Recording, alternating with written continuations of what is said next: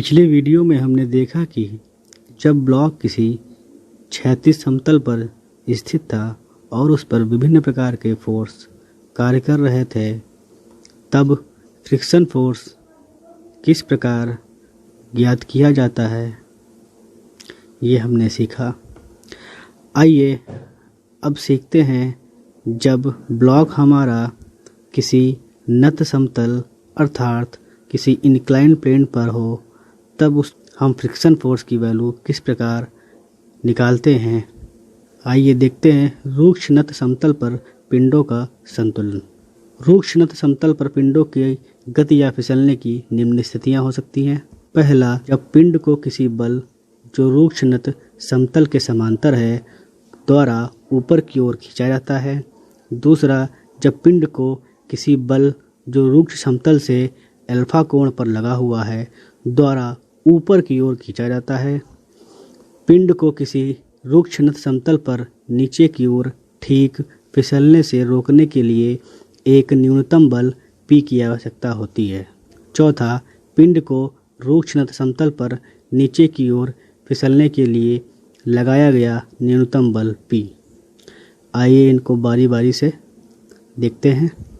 पहला, जब पिंड को किसी बल जो रूक्ष नत समतल के समांतर है द्वारा ऊपर की ओर खींचा जाता है।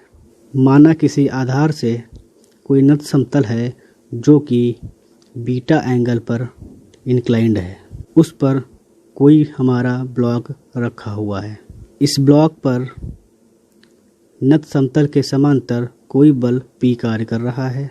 चूँकि बल की प्रकृति पिंड को ऊपर की ओर खींचने की होगी, अर्थात इसके ठीक विपरीत संपर्क सतह पर फ्रिक्शन फोर्स कार्य करेगा और साथ ही साथ अभिलंब प्रतिक्रिया बल N लंबवत ऊपर की ओर कार्य करेगी।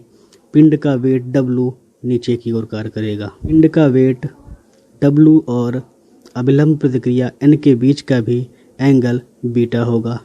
ये हमने पिछले वीडियो में पढ़ रखा है। चूँकि W बीटा एंगल पर कार्यरत है, अर्थात इसके दो कंपोनेंट होंगे।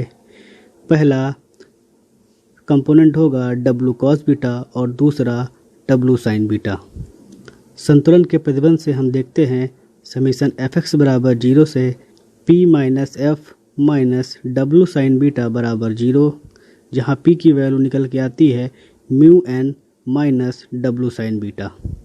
इसी प्रकार समीशन fy बराबर 0 से हम देखते हैं n minus W cos beta बराबर 0, जहाँ n बराबर W cos बीटा।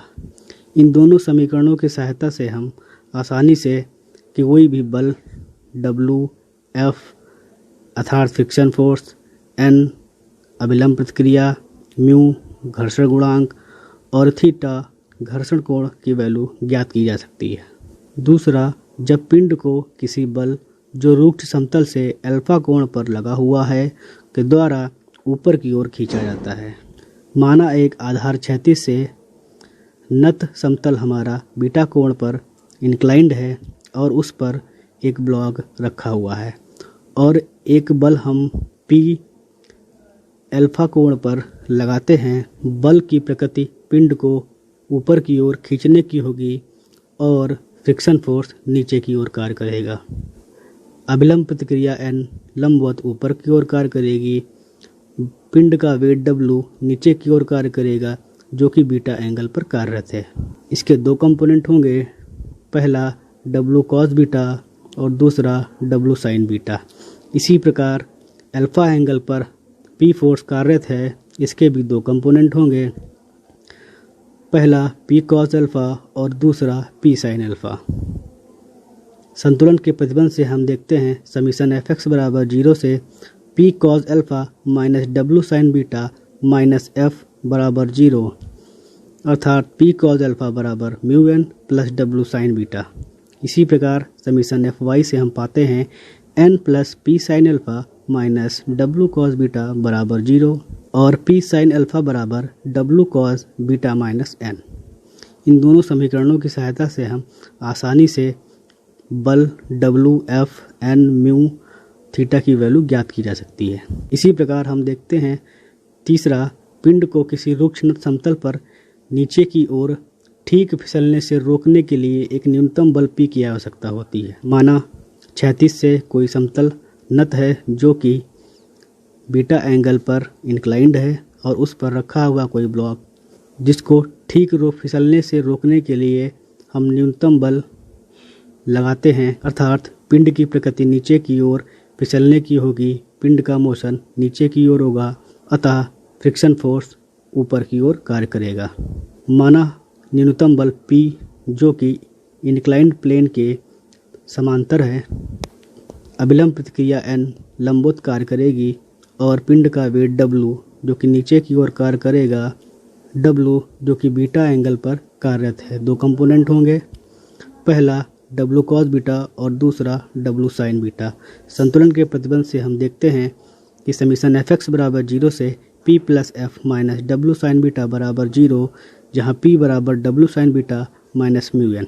इसी प्रकार समीशन fy से हम पाते हैं n minus W cos beta बराबर 0, जहाँ n बराबर W cos बीटा। अतः पुनः इन दोनों समीकरणों की सहायता से हम आसानी से PW Fn म्यू तथा थीटा की ज्ञात कर सकते हैं। इसी प्रकार चौथा, पिंड को रुक्ष नत समतल पर नीचे की ओर फिसलने के लिए लगाया गया न्यूनतम बल P। क्षैतिज आधार से कोई नत समतल जो कि बीटा एंगल पर नत है अर्थात इंक्लाइंड है, कोई ब्लॉक रखा हुआ है और ठीक फिसलने के लिए हम इस पर न्यूनतम बल P लगाते हैं जो कि अल्फा एंगल पर कार्यरत है। पिंड का मोशन नीचे की ओर होगा और इस पर फ्रिक्शन फोर्स संपर्क सतह पर ठीक विपरीत दिशा में ऊपर की ओर कार्य करेगी। पिंड का वेट W जो कि नीचे की ओर कार्यरत होगा और बीटा एंगल पर, अतः इसके दो कंपोनेंट होंगे, पहला W cos बीटा और दूसरा W sin बीटा। अभिलंब प्रतिक्रिया N लंबवत ऊपर की ओर कार्य करे क्योंकि अल्फा एंगल पर न्यूनतम बल P कार्य कर रहा है, अतः इसके दो कंपोनेंट होंगे, पहला P sin अल्फा और दूसरा P cos अल्फा। संतुलन के प्रतिबंध से हम पाते हैं समीशन fx बराबर 0 से minus P cos alpha minus W sin beta plus f बराबर 0, जहाँ P cos अल्फा बराबर mu N minus W sin beta. और इसी प्रकार समीशन fy से n plus P sin alpha minus W cos beta बराबर 0, जहाँ n बराबर minus P sin alpha plus W cos beta. अतः इन दोनों समीकरणों की सहायता से हम आसानी से PW Fn म्यू थीटा की वैल्यू ज्ञात कर सकते हैं।